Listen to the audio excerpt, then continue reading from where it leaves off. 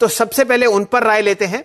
जैसा कि वीरेंद्र जी ने आपको बताया, IRCTC, जरा इस स्टॉक पर ध्यान दीजिए, बहुत अच्छा एक ब्रेकआउट होता हुआ, क्या राय आप देंगे? जुलाई 13 के हाईएस्ट लेवल पर आपको IRCTC चलता हुआ दिख रहा है। जबरदस्त चार्ट है शैल जी यहाँ पे।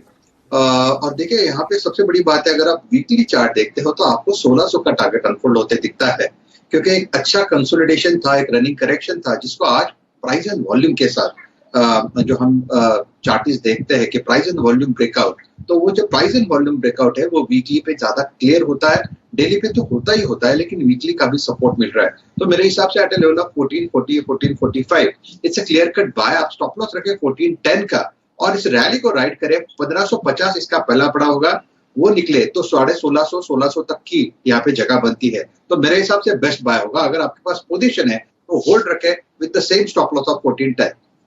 चलिए 1410 के लिए आप यहां पर एक स्टॉप लॉस रखिए और एक बहुत ही अच्छा आपको वीकली चार्ट्स पर मोमेंटम आता हुआ दिख रहा है। यह बात हुई है सेक्टर के दिग्गज की।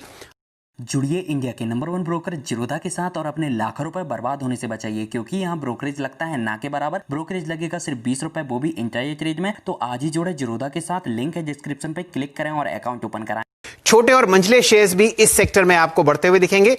ध्यान दीजिए RVNL पर दिन के उच्चतम लेवल 22 रुपए 20 पैसे के आसपास चल रहा है।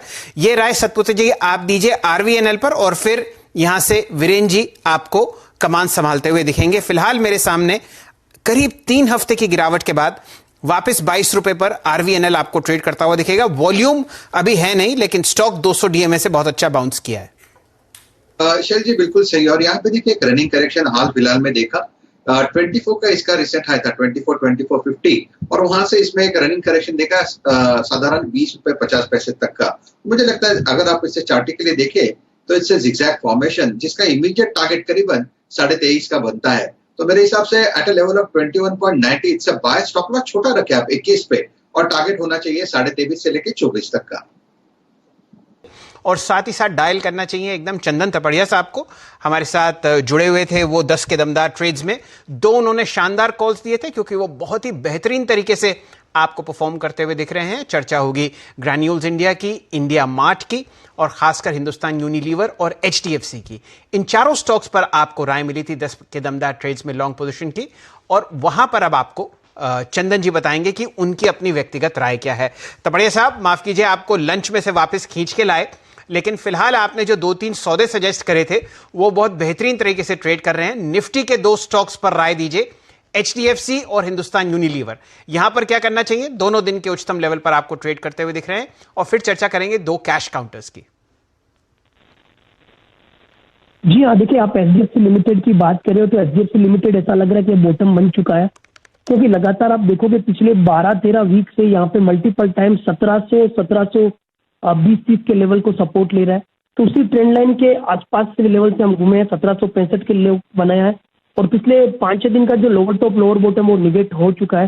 तो 1750 का स्टॉप लॉस लगा के इस काउंटर को लेने की सलाह रहेगी। ऊपर में लगभग 1860-1870 तक के लेवल बनेंगे। और हिंदुस्तान यूनिलीवर है, अब डिफेंसिव का रोल प्ले करेगा और वीकली चार्ट पे बॉटम हो चुका है। HUL, Asian paint, Berger paint, ये सब काउंटर कुछ ना कुछ पॉजिटिव मोमेंटम दिखाते हुए नजर आएंगे और बाजार को होल्ड करवाएंगे। तो HUL में 2110 का स्टॉप लॉस है, ऊपर में 2250 तक के टारगेट बनेंगे। चलिए, ये आपको राय मिली है HUL पर और HDFC पर। यहां पर आप अपनी लॉन्ग पोजीशंस बरकरार रहें, खासकर HDFC जो आपको 5 दिन की गिरावट के बाद अब आपको ऊपर उठता हुआ दिखेगा। 1800 का लेवल मेरे सामने स्क्रीन पर चल रहा है, दिन का उच्चतम लेवल यहां पर आपको फ्यूचर्स में भी आता हुआ दिख रहा है। मेरे ख्याल से वीरेंद्र जी के पास 2 स्टॉक्स हैं जो चंदन जी वो आपसे पूछना चाहते हैं। आपकी राय वीरेंद्र जी इन दोनों पर? शैल जी राय क्या, ये तो जमाना देख रहा है। सुबह सुबह आप लोग का जो डिस्कशन हुआ था ग्रैन्युअल्स और इंडिया मार्ट, इन दोनों को देखिए क्या गजब की कैंडल है।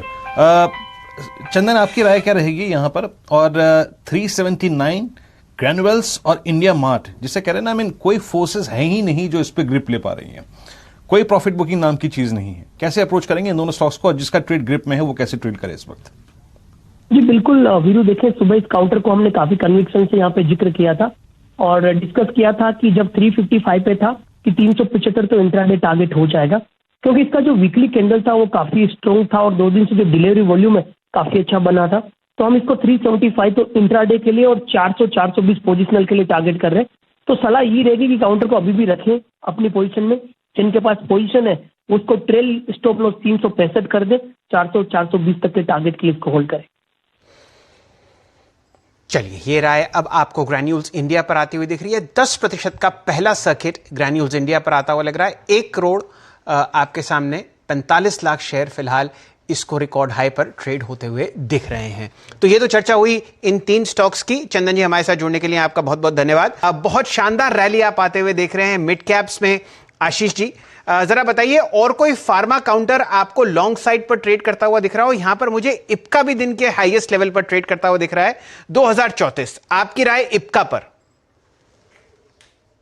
वो स्टॉक इनफैक्ट मुझे लगता है फार्मा में बहुत ही मजबूत दिखा रहे हैं। पहले तो इप्का की बात करूंगा क्योंकि उसमें एक इमीडिएट मोमेंटम देखने को मिल रहा है। वीकली चार्ट्स पर जो कंसोलिडेशन है, इसका मुझे लगता है बेस 1990 पे बन चुका है। तो 1990 के स्टॉप से इप्का में खरीदारी करनी चाहिए। वापस मुझे लगता है 2200 रुपए तक के स्तर इप्का के शेयर के अंदर में देखने को मिलेंगे, जो इसके पुराने ऑल टाइम हाई भी हैं। तो मेरे हिसाब से 2180 और 2200 ये 2 लक्ष्य के लिए आप इप्का लेबोरेटरीज के अंदर में खरीदारी कर सकते हैं मौजूदा स्तरों पर। और दूसरा स्टॉक होगा मेरा लॉरस लैब पर। लॉरस लैब जिस तरह से लास्ट 3 हफ्तों से कंसोलिडेट कर रहा है अपने ऑल टाइम हाई पर और एक अच्छे इसके अंदर जो डिलीवरी वॉल्यूम्स पिकअप हो रहे हैं, मुझे लगता है इस स्टॉक में अच्छी स्ट्रेंथ देखने को मिलेगी। फंडामेंटली भी हमने देखा कि एपीआई और फॉर्मुलेशन दोनों ही साइड पे जिस तरह से इस कंपनी ने इस क्वार्टर में नंबर पोस्ट किए, मुझे लगता है सभी तरह से ये स्टॉक कहीं ना कहीं एक री रेटिंग का कैंडिडेट बन चुका है। तो इस स्टॉक में भी 1300-1350 के लक्ष्य मुझे देखने को नजर आ रहे हैं। तो लॉरस लैब